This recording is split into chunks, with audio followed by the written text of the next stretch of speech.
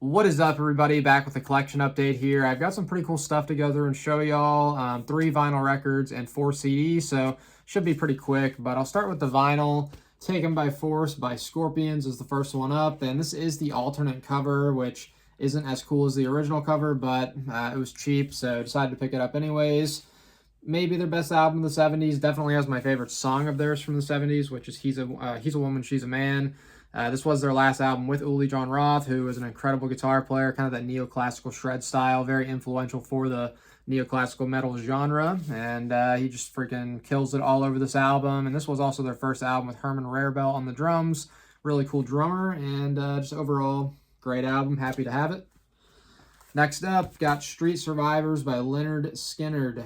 Also came out in 1977, and this is also the alternate cover for this album. The other one has, of course, like the fire everywhere around it.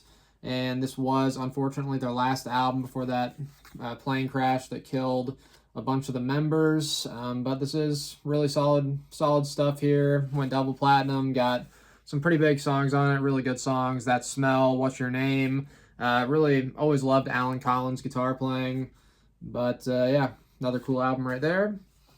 And the last one is kind of a underrated, maybe I'd say obscure for it. It's called Take the World by Storm. The band is Slave Raider.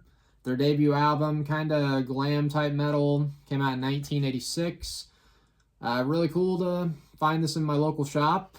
It's always cool to find obscure stuff, so that's a pretty cool find there.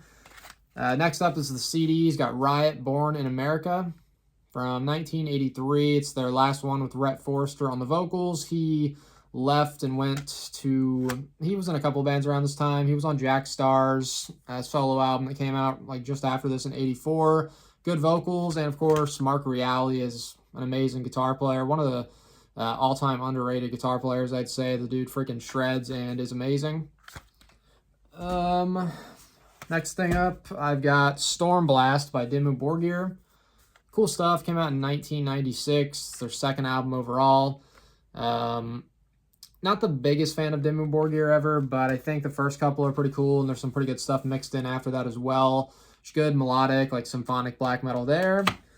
Got Black Gives Way to Blue by Alice in Chains from 2009. This was their comeback album, the first one since their self-titled album in 1995, so there was about 14 years between this. They, of course, got the new singer, William Duvall. Some people like him, some people hate on him, but I think he does fine. Pretty cool album right here. And the last album of the day, I've got Angels of Mercy live in Germany by Primal Fear. Really cool live album by them from a couple years back on the Rule Breaker tour. They freaking sound amazing on this. Really great track listing.